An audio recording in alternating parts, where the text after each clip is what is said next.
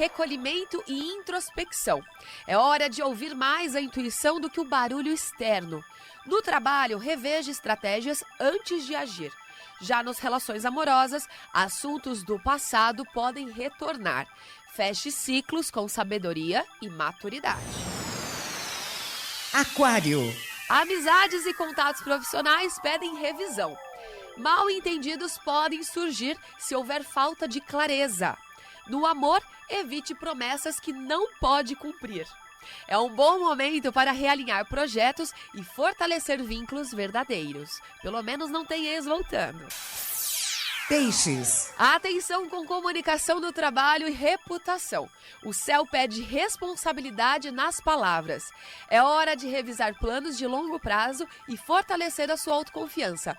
No amor, sensibilidade e empatia evitam desgastes. Escute antes de reagir. E estas foram as previsões para hoje. A qualquer momento eu estou de volta aqui na programação da Rádio Vibe Mundial. Eu sigo forte e te desejo muito amor e muita sorte. Rádio Vibe Mundial e a hora certa.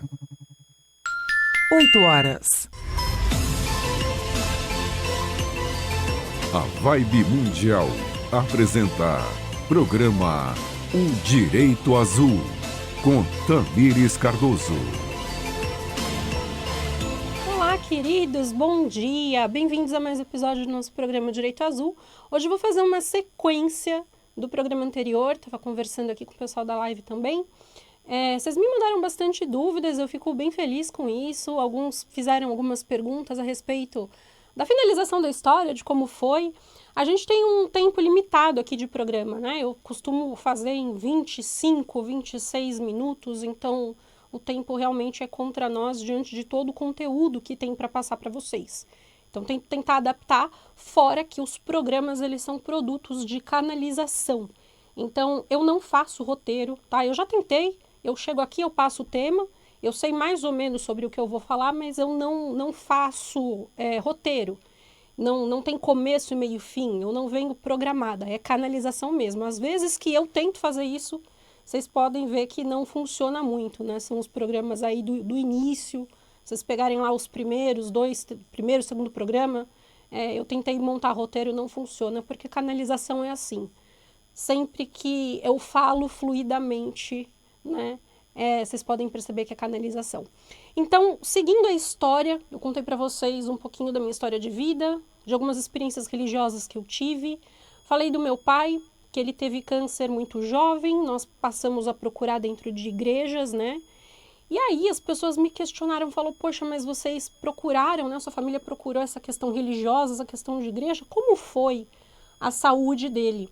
Então vou explicar para vocês um pouquinho isso, porque eu acho que é importante, porque a realidade de muitas famílias brasileiras, a realidade de muita gente que passa por situações de doença, na verdade, acho que todas as famílias já passaram em algum momento, ou passarão em algum momento, né? Porque nós estamos aqui justamente para ressignificar. E as doenças, elas são formas de nós alcançarmos cura. Eu cheguei a essa conclusão depois que tudo aconteceu, depois do desencarne dele, eu fui juntar os pontos, inclusive isso foi uma motivação para mim. O meu pai, ele faleceu em 2012, antes, né, do portal ali que fez a transição, começou a transição da nova era, e uma das coisas que me chamou muito a atenção foi justamente esse meu sentimento de injustiça, porque ele passou, todos os anos que ele descobriu a doença, ele passou buscando a cura, e ele buscava a cura em Jesus, justamente nas igrejas, e o tipo de câncer dele é um tipo de câncer que ia e voltava, né? Um câncer melanoma, então um câncer de pele. Vou contar isso para vocês entenderem, porque talvez pode ser também a sua realidade. O que acontece? O câncer chegou na década de 90, ele fez uma cirurgia, começou a frequentar a igreja e ficou cerca de 7 anos ali sem aparecer de novo. Nós havíamos acreditado que tinha chegado a cura. 7 anos depois manifestou no sistema linfático. E depois de 7 anos, os órgãos vitais. E aí foi tratamento de quimioterapia até o desencarne dele. Bom, resumo da história. Eu fiquei com isso na cabeça e falei, poxa, mas então a cura não veio. Com toda a dedicação que ele tinha para a igreja, né, para a religião em si, a cura não veio. Então eu me questionava muito, o que está errado? Por que algumas pessoas acessam a cura? Por que Jesus, propriamente dito, né? Jogando assim bem limpo, por que Jesus cura algumas pessoas e outras não? Porque a dedicação naquele momento não faltou. Inclusive foi a família inteira ali buscar aquilo. E eu fiquei até revoltada um certo tempo com a questão dogmática em si. A questão dogmática começou a me irritar por muitos lados, porque passou a não fazer sentido em muita coisa. Só que a figura de Jesus, a figura crística, ela sempre foi uma presença muito forte em mim, muito além do que eu mesma compreendia. Em termos de sentimento, em termos de consciência, em termos de absolutamente tudo. Jesus, para mim, sempre foi o centro de toda a minha existência. Era um amor fora do comum, assim. Eu me lembro que eu estava na igreja e eu ficava brava com as pessoas, eu ficava brava com o povo da igreja, porque eu via as pessoas fazendo cobranças para Jesus. O próprio direcionamento das orações era no sentido de Deus tem que me honrar, Deus tem que fazer isso, Deus tem que fazer aquilo. Teve uma época que eu até meio que comecei a reproduzir isso, né, essa linguagem, mas lá no fundo não batia. Porque eu entendia que era uma situação muito egoísta. Era como se as pessoas estivessem buscando a Jesus pelo que ele poderia fazer por elas. Independente se bens materiais, se cura de doenças, as pessoas esperavam dele milagres. As pessoas esperavam dele salvação. As pessoas esperavam do divino que o divino resolvesse as coisas por elas. Mas eu não via aquelas orações no sentido de busca de comunhão, aquelas orações no sentido de, olha, eu estou aqui para te agradecer, para te louvar, porque eu te amo, porque isso, porque aquilo. Até tinha, mas o meu grau de empatia, não sei, por algum motivo era como se eu conseguisse ler o campo de algumas pessoas e eu percebia que as orações, quando eram direcionadas para louvor, adoração e agradecimento, elas não eram tão intensas, elas não eram tão genuínas, porque as pessoas queriam resultados. E aí a figura das pessoas passava a ser por resultados. E aí eu comecei a comparar aquilo dentro da realidade que eu vivia dentro da minha família naquele momento por conta da doença do meu pai. Porque a gente passou isso por muitos anos, né? Foram praticamente 17 anos da descoberta do primeiro diagnóstico dele, que a princípio tinha 6 meses de vida, até realmente o desencarne cerca de 16, 17 anos depois. Bom, moral da história. Fora isso, teve as outras situações dentro da igreja que eu narrei para vocês ao longo dos outros vídeos. Tem outras situações dentro de outras religiões, que a gente vai brigar com todas as religiões aqui. O Direito Azul briga com todas. Tudo que é dogmático, tudo que é imposto, tudo que não fecha na lógica, a gente briga, tá? Então, vocês vão ver que no final, o que sobra mesmo é a essência da espiritualidade dentro da tese do Direito Azul. Tudo que é dogmático, tudo que é imposto, tudo que exclui uma das duas polaridades de energia, a gente exclui, tá? Por mais que fale-se a mesma linguagem. Todas as religiões têm um fragmento da verdade, já conversamos sobre isso, mas a gente precisa unir, a gente precisa falar sobre o todo. Esse é o ponto. O ponto é chegar na ideia, pela lógica racional, de que Deus está dentro, porque essa foi a real, a verdadeira mensagem que Jesus trouxe. Voltando para a história, né, para a minha história, eu me questionei por alguns anos por que Jesus não o havia curado.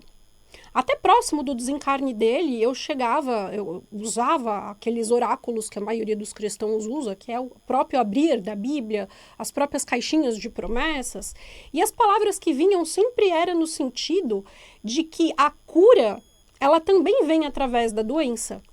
Por exemplo, essa enfermidade não é para a morte, mas para a glória de Deus.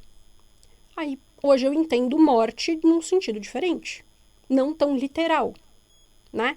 Ou, por exemplo, enfim, acabou de me vir, mas eu acabei falando, fugiu aqui, assim que vier eu falo de novo. Vários versículos ali que traziam. O outro que eu lembrei agora, eu estava falando, acabou de voltar. Aquele que crê em mim, ainda que morra, viverá. Esse versículo saiu para mim poucos dias antes do desencarne dele. Então, eu passei um tempo, de fato, confesso, passei um tempo revoltada com essa questão. Até que eu comecei a estudar todas as outras linhas. Eu falei, não é possível, alguma coisa aqui vai se encaixar, as coisas precisam fazer sentido dentro de tudo que existe. Não faz sentido que a religião diga uma coisa e a ciência diga outra. Deus não é isso. Tudo que existe é por um motivo. Se eu sou o que eu sou, se eu tenho as minhas características, se eu tenho as minhas atribuições, se eu tenho a minha personalidade, é por algum motivo. Deus não faz nada sem propósito. Então, o que nós temos em relação à nossa personalidade, ela serve para quê? Para o nosso trabalho. Se você tem um ímpeto, se você tem um dom, se você tem uma habilidade, se você tem uma característica da sua personalidade específica, isso é necessário para algo que você tem que fazer. Lógico que você tem que buscar o equilíbrio entre luz e sombra. Mas todo defeito, vamos chamar assim, tudo que a gente chama de defeito, corresponde a uma tentativa infrutífera de lidar com o mesmo lado, só que do lado da virtude.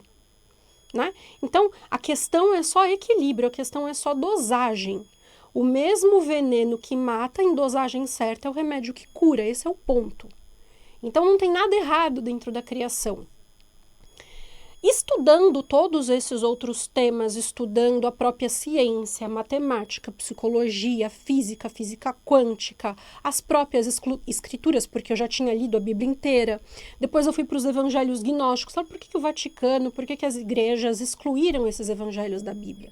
Por que isso? Por que aquilo? Fora uma situação muito interna minha, porque nós sempre sabemos quem nós somos. Nós sempre sabemos a nossa identidade de alguma forma. Então, tinha algo dentro de mim que sempre me levava a alguns estudos, a algumas buscas. Hoje eu compreendo o motivo, certo? O que eu concluí? Depois eu me formei numeróloga também, já era advogada, me formei numeróloga. Eu passei a entender que algumas doenças, elas estão ali, elas fazem parte da nossa vida, acabam fazendo parte da nossa vida. Você consegue encontrar esse tema um pouco mais aprofundado no programa que eu gravei, que eu fiz aqui ao vivo, mas está gravado no YouTube, chama o Direito à Cura. É um dos primeiros, está lá no YouTube, você consegue achar tanto no da rádio, Vibe Mundial, quanto no YouTube O Direito Azul, tá? Tem lá o programa O Direito à Cura. Se não tiver no do Direito Azul, que eu não lembro, tem no meu Tamires Cardoso. Só colocar Tamires Cardoso, que tem a fotinho ali com a carinha azul, sou eu, você encontra também. O que é essa questão da cura? A cura é um direito que nós temos, independente de direitos à saúde, os direitos à saúde que estão positivados no ordenamento jurídico. Não, eu falo direito à cura. Você poder curar os seus corpos. Só que até chegar no corpo físico, existe toda uma materialização dos outros corpos. Esse é o ponto, e esse ponto é muito importante. A doença, para estar no corpo físico, ela passou pelos demais corpos, o mental, o emocional, o energético, o espiritual, né? Então ela não está ali de agora. O corpo físico, o corpo material, essa matéria mais densa, é o último corpo que se materializa. A cura segue a mesma linha. No caso do meu pai e de um estudo que eu acabei fazendo, voltado inclusive a pacientes com câncer, dentro da numerologia cabalística, aí foi mais um estudo mesmo de linha científica, fazendo mapas numerológicos, tá? Com estudos, com dados, tudo certinho dentro da pesquisa, dentro do que se exige de metodologia científica, com as autorizações necessárias que o próprio governo fala sobre tratamento de dados, uma série de coisas. Eu cheguei numa média, numa estimativa entre 78% e 80% de pessoas que têm doenças graves, que têm a correspondência kármica no mapa numerológico. Então, pessoas que cometeram ou cometem, ou já cometeram em algum momento da sua existência, crimes contra a vida, tem uma tendência muito forte de carregar o que, por exemplo, na numerologia cabalística, a gente chama de dívida kármica 13. Era o caso do meu pai, era o caso do meu avô materno, é o caso de um monte de gente que traz doenças, que carrega doenças autodestrutivas.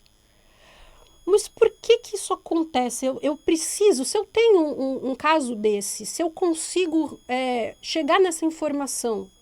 Isso é uma pergunta que muitos de vocês podem, talvez estejam enfrentando um diagnóstico, estejam passando por esse momento de doença, ou você, ou alguém da sua família, porque eu sei o quanto isso é difícil, foi praticamente a minha infância e a minha adolescência inteira, né, vivendo essa realidade, talvez você me pergunte, mas isso efetivamente vai acontecer? Isso precisa acontecer?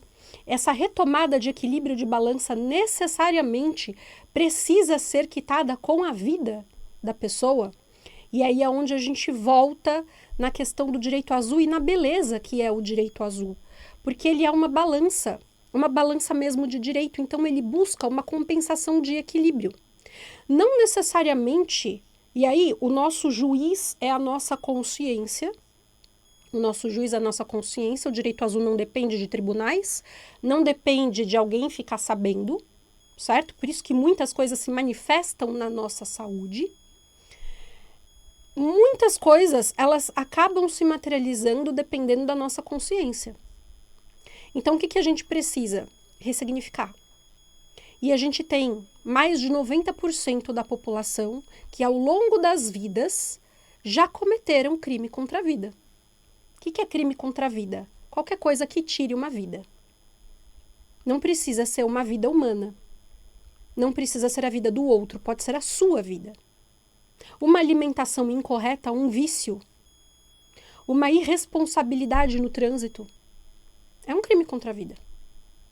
Se você bebe e vai dirigir, a lei penal brasileira chama isso de dolo eventual. Se acontece de você, de repente, atropelar alguém e você estava embriagado, por mais que você não quisesse atropelar a pessoa, só o fato de você ter ingerido álcool e ter pegado a direção, entende-se que você assumiu o risco de que isso poderia acontecer. O dolo eventual é isso. Você assume o risco de que aquilo poderia acontecer. Isso é a lei penal brasileira. Existem os ordenamentos dos outros países. Existe dolo eventual na espiritualidade. Você assume o risco. Você tem determinada conduta, você adota determinada conduta, você sabe que ela não é boa, você sabe que ela pode te levar para um caminho prejudicial, mas você assume o risco. Isso é dolo eventual. Você responde da mesma forma. Porque, de certa forma, o seu consciente te avisou. A espiritualidade te avisou. E você insistiu. Então, existe uma série de crimes contra a vida. Se você já matou um animal, se você já matou uma barata, você já matou pernilongo, você cometeu crime contra a vida. Nossa, tá todo mundo... Tá. É. O dia que a gente começar a entender que nós temos que respeitar todas as formas de vida, independente de quais elas sejam, nós estaremos alcançando um outro grau de consciência. Então, crime contra a vida é crime contra qualquer vida. Pode ser a vida de uma barata. Nossa, todo mundo criminoso, porque no outro vídeo eu falei que inveja também era crime energético. Mas é sério. A gente precisa expandir a nossa consciência nesse nível. Respeitar todas as formas de vida. Por isso nós ficamos doentes. Esse é o ponto. Claro, crimes mais graves, questões mais graves, e aí o direito azul, como qualquer outro direito, vai considerar menor e maior potencial ofensivo, atenuantes, tem tudo isso? Claro que tem. Ele é um ordenamento perfeito. Eu falo aqui para vocês algo bem geral, noções bem gerais ainda, mas existe todo um ordenamento, existe toda uma estrutura que eu ainda preciso escrever para trazer para vocês. Mas existe. Então, quando que a gente passa a acessar a cura? Quando a gente passa a respeitar a vida. Porque cura é princípio de morte. Aliás, perdão, doença é princípio de morte. A cura é princípio de vida. Quando eu passo a compreender a vida, eu começo a acessar a cura. Quando eu me desconecto da vida, eu começo a cocriar a morte automaticamente. Eu vou adoecendo. As minhas células automaticamente elas vão adoecendo. Então você que hoje me ouve, que tem um diagnóstico, pode ser qualquer diagnóstico, desde uma gripe simples até um diagnóstico de uma doença grave, ou alguém da sua família, independente da sua idade, tenha a consciência de que você foi um espírito, que você teve outras experiências na Terra, você não é só a identidade de hoje, você não é só a identidade atual, e se isso está se manifestando na sua vida agora, é porque você precisa curar algo. Se você é uma criança, se você tem uma criança doente na sua família, não é culpa sua, pai e mãe, não foi algo que você fez errado, Não foi algo que os seus antepassados fizeram errado? Pode até ser, mas isso trouxe a questão kármica de outra forma. Mas o direito, a balança do direito, não tem um culpado por inocente e um inocente por culpado. Cada um vai responder pelos seus atos. Isso é uma garantia fundamental do direito azul. Então, provavelmente, essa alma, esse espírito fez algo em outra época. Precisa retomar o equilíbrio da balança. Como que faz isso? Corrige no inconsciente. Como que corrige o inconsciente? Tendo consciência disso. E a partir do momento que você tem consciência, você reescreve o teu campo. Você tem condição de reescrever o teu campo e começar a trabalhar em favor da vida. Pode ser que não dê tempo de curar a matéria física? Pode. Mas você cura os outros corpos. E aí você consegue acessar um lugar, uma dimensão melhor. Não pensem, não tenham a ilusão de que tudo se acaba com o desligamento do corpo físico. Não é assim. O pessoal que pensa em se matar para acabar com uma dor, vai piorar. Vai piorar a situação, vai piorar muito. Porque é o teu estado vibracional que conta. É mais fácil você resolver a tua dor estando encarnado do que você desencarnar por causa da dor. Como é que você resolve depois? Porque o teu estado de consciência, o teu espírito, ele vai bater direto com a vibração correspondente aos outros lugares. Então, estado de consciência importa. Nós precisamos ter isso em mente. Então, você que me ouve, tem um diagnóstico, tem alguém da sua família que tem diagnóstico, busque compreender o motivo pelo qual você está doente, para que a cura seja iniciada dos corpos mais sutis para o mais denso. E tenham a segurança de que qualquer coisa que acontece conosco na matéria é para amenizar um sofrimento maior. Isso também é bíblico. Então, se você está aí em seus momentos finais, se você sabe que não tem mais, não dá tempo de reverter a situação, você está prestes a desencarnar, você sabe que vai desencarnar, que está nos seus momentos finais, a sua família sabe disso, tenha em mente que você está alcançando uma cura maior. De verdade, eu falo isso com muito carinho, com a empatia de quem já passou por isso. Para a família eu sei que é muito difícil, às vezes você não tem condição de trocar de lugar, você imagina também Maria ali vendo o filho na cruz, a situação, né? A empatia é importante, a gente sabe como a gente se sente, mas tenha em mente que você está alcançando uma cura maior, com isso que está acontecendo com você agora. Essa doença literalmente é para cura, pode não resistir o corpo físico, mas você tem outros corpos. Então busque esse estado de consciência, busque vibrar amor, busque vibrar alegria, agradeça a vida que você teve, o que você tem, a família que você teve, por mais triste que tenha sido a sua realidade, agradeça, porque tudo que você passou é uma forma menos danosa de você corrigir um outro campo, de você buscar uma retomada de equilíbrio de balança. E com certeza, uma próxima passagem sua vai ser mais leve, vai ser mais benéfica, porque nós somos eternos e imortais. Então, o acordar é para uma consciência. Não se revoltem com o divino. Permitam que cada um cumpra o seu trabalho. Permitam que cada um cumpra a sua função. Cumpra o seu propósito, cumpra o seu mapa. Esse é o ponto. Podemos acessar os nossos mapas e entender o que registramos para essa passagem. Isso é muito importante. Às vezes dá tempo de corrigir. Mas se não foi o seu caso, agradeça. Entregue-se. Porque o divino é maior do que tudo que a gente imagina. Dentro e fora da matéria, tudo que existe é o amor. Indissolúvel e eterno. Cíclico. Essa foi uma das mensagens que meu pai, recém-desencarnado, trouxe para mim. Eu tinha esse combinado com ele, a gente tem poucos minutinhos, eu vou tentar contar rapidamente, enquanto eu até faço aqui a tiragem das cartas. No dia que ele desencarnou, eu senti o desencarne dele, foi exatamente o momento que eu olhei no relógio, é o momento que está na certidão de óbito, eu senti. E ele veio falar comigo o que tinha do outro lado.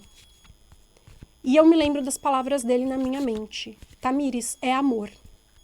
E ele repetiu com força, é amor. Amor, Tamires. E ele falou isso umas 4 vezes e a presença dele saiu de perto.